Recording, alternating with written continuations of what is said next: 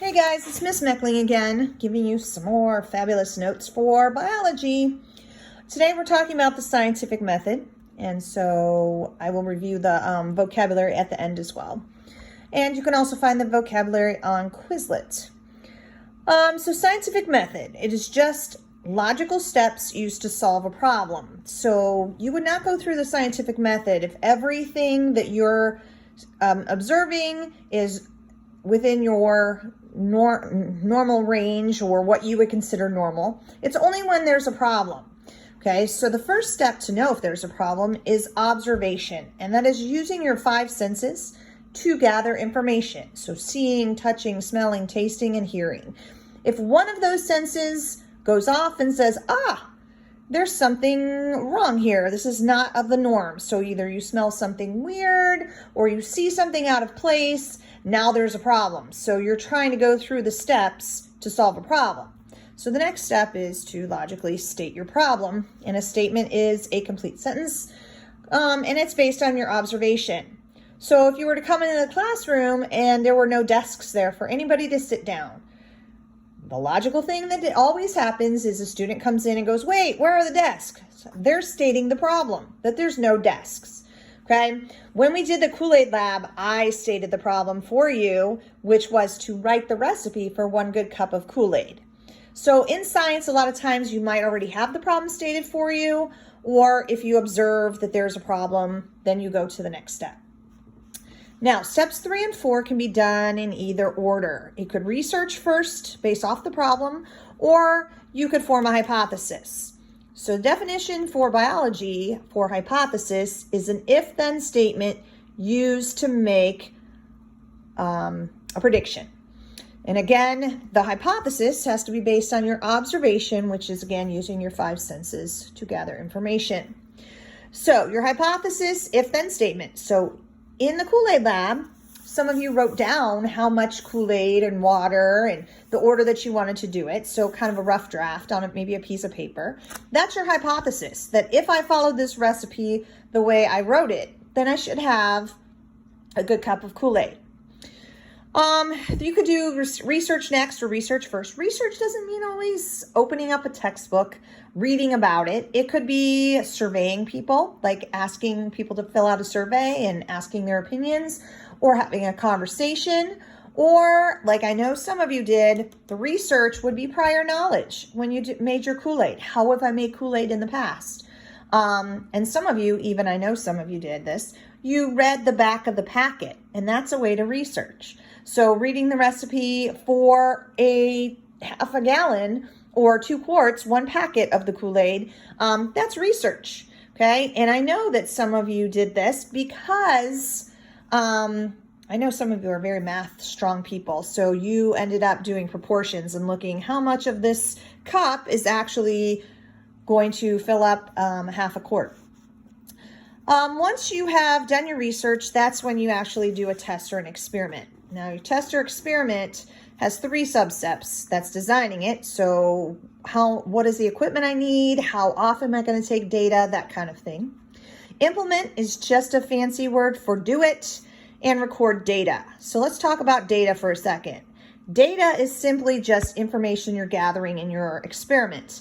Now, data should have a unit. There's 2 types of data, quantitative and qualitative. Quantitative data is probably what you gathered in the Kool-Aid lab. Qualitative data is just data that describes, using words, the quality of something. But in science, we don't want to use that too often. We want to use numbers with units. So that's called quantitative data. Quantitative data is data that has numbers and units. So we use that. We also don't want our personal opinion to be involved in our data. So we call that bias. Bias is like a persuasive opinion. You don't want your doctor to have a persuasive opinion on how he's going to treat you before he actually treats you. So, so you will then want to have unbiased data. You don't want to have opinions in there. Data that has personal opinions in it is called subjective data. You're the subject, so it's based on your opinion. We want to use objective data. And the two different types of objective data, again, are qualitative and quantitative data. No personal opinion in it whatsoever. Okay? Then you're going to analyze your data. Analyzing your data is going to be in a graph or chart, and we're going to talk about in the next set of notes. And then the last step is to draw a conclusion. You're going to summarize your results, accept or reject your hypothesis. If you accept it, you have to still do it again to verify your results. You do it again also if you reject it to verify that there wasn't some sort of error in it. And then if you still reject it, then you go back up and you rework that hypothesis.